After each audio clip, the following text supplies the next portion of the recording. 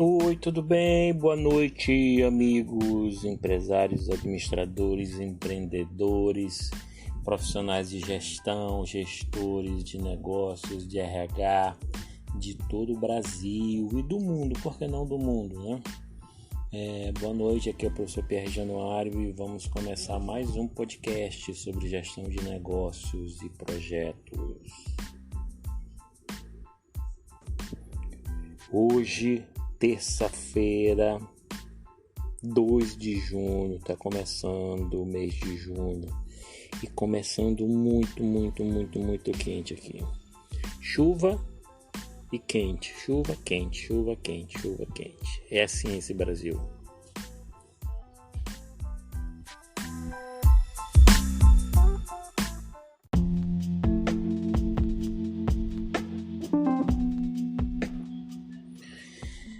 Nós continuamos nesse dia quente a estudar os grupos e nós vamos estudar hoje especificamente como os grupos tomam decisões, qual a melhor forma para tomar a decisão, isso considerando uma visão didática.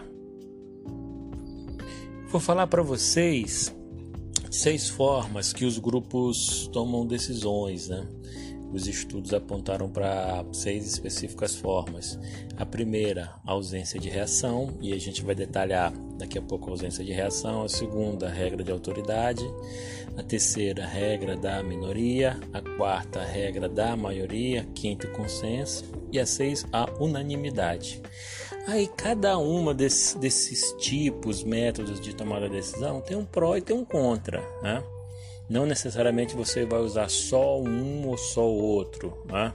Ou vai usar todos, né? O tempo todo, que aí vira bagunça. Tem os momentos específicos, é isso que nós iremos falar no podcast de hoje, ok?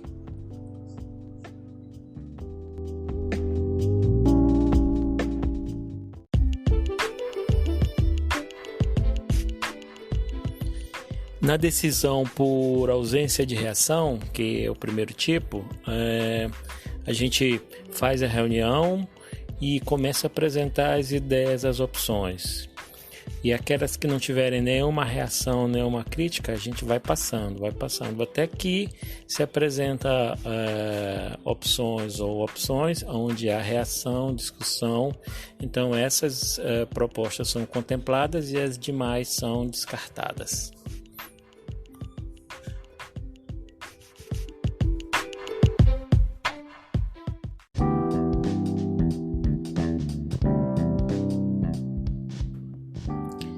Bom, a segunda opção é regra de autoridade.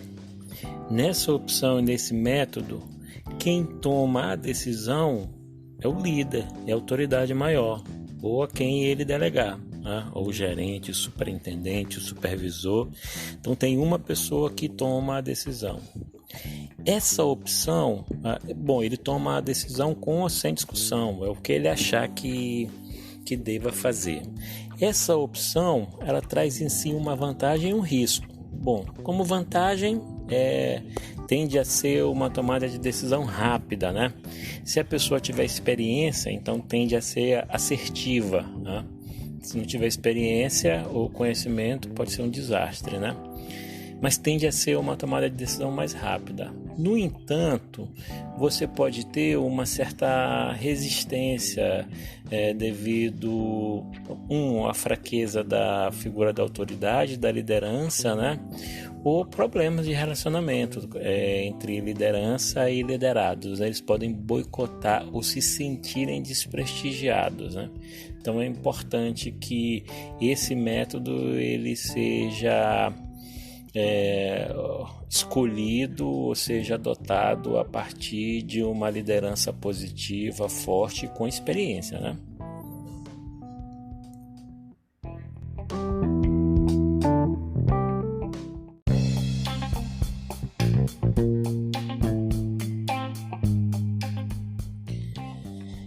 Na decisão por minoria, o que a gente tem aí? 2 ou 3 pessoas, ou 4, ou 1, né?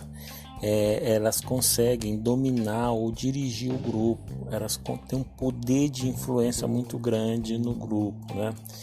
e com isso elas conseguem impor a sua opinião e a sua decisão. Como é que elas fazem isso? Elas vão forçando o grupo a tomar uma rápida decisão, influenciando. E você percebe isso, essa dinâmica, quando você é exigido a dar respostas rápidas, quando não dá tempo de pensar, do tipo, faz uma reunião e alguém apresenta a ideia e logo depois da ideia diz: e aí, alguém é contra? Vamos para frente, vamos fazer agora, a gente não tem tempo. Então, essa pressão, que parece ser só uma pergunta, mas isso pressiona, faz com que as pessoas não pensem nos prós e contras e aceitem a opção que foi apresentada por esse grupo mais influente, ok? Essa é a regra da minoria.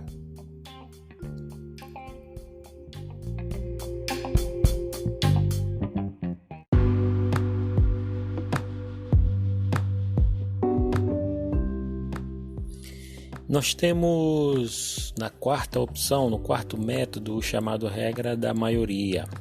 É um dos métodos mais comuns usados para tomar decisão em grupo, A gente tem o primeiro método mais comum, que é a regra da autoridade, a liderança toma a decisão, e a segunda mais comum é a regra da maioria, Onde o grupo se reúne ou por votação. Geralmente por votação, você escolhe qual é a opção, a maioria escolhe qual a opção.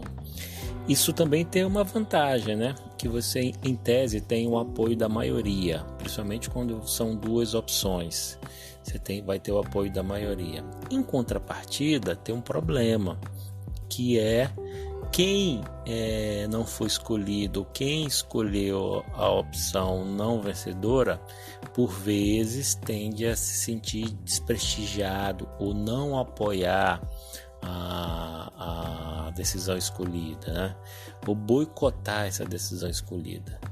Isso é uma consequência.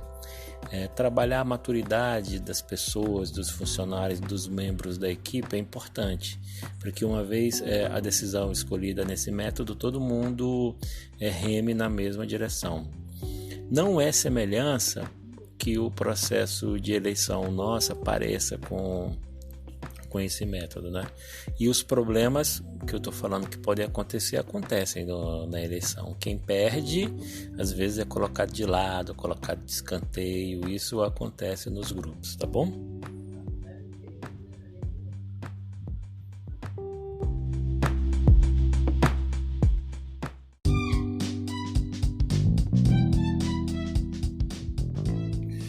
O quinto método é a escolha da decisão, é a tomada de decisão por consenso. Você pode inclusive trabalhar misto, e por votação da maioria escolhe as 2 ou as 5 ou as 3 decisões mais selecionadas, mais votadas, e aí vai para o consenso. O consenso a gente passa a discutir essas opções de decisões, quais as alternativas. E aí você dá a opção para o grupo que é contra uma e contra outra ideia se posicionarem e mudarem de lado, ou fazer ajuste nas propostas que contemplem as pessoas. A gente tem como um aspecto às vezes negativo dessa tomada de decisão é o tempo. Demora mais tempo para convencê-los, o consenso, e isso pode comprometer os resultados. Uma outra, e a consequência positiva desse método é que você vai ter mais apoio de todos. Pode ser que a pessoa que mudou de ideia em algum momento não se sinta contemplada ou ainda continue a boicotar. Entretanto, a probabilidade de ele apoiar o projeto, a decisão, é muito maior. Então isso gera uma sinergia maior. Mas você precisa de pessoas mais maduras para partir para essa decisão de consenso. E geralmente são questões que envolvem requisitos técnicos, de segurança, de tecnologia, em que você precisa escolher um caminho. Então é importante essa discussão.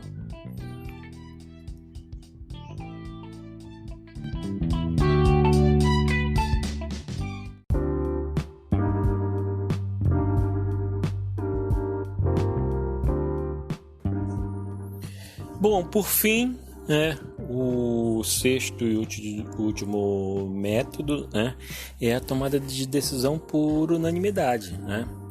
Essa tomada de decisão a gente entende que seria o caminho ideal, é o modelo ideal, o método ideal, que todo mundo concorde, todo mundo entenda e siga no mesmo caminho. Entretanto, esse é um método muito difícil de se trabalhar e de se alcançar, porque as pessoas são diferentes, com níveis de maturidade diferentes, interesses diferentes. Então é muito difícil. Daí a importância dos gestores trabalharem para que os interesses sejam convergentes, o amadurecimento seja também semelhante o máximo possível. Você tenha pessoas alinhadas para que, na medida do possível, se caminhe para a unanimidade. E não indo já não conseguindo caminhar para a unanimidade da primeira, da segunda vez, mas que você desenvolva uma equipe madura e consiga chegar nesse modelo ideal, tá bom? Bom, a gente fica por aqui, eu fico por aqui. Foi um prazer ter vocês mais uma vez nesse podcast, proposta de gestão, melhorar os negócios, as organizações. Eu agradeço muito pela atenção de vocês nessa noite super quente e eu espero que possa ter a audiência de vocês nos meus próximos podcasts. O professor Pierre Januário encerra nesse momento, desejando aí uma ótima semana para todos e até a próxima. Grande abraço, tchau!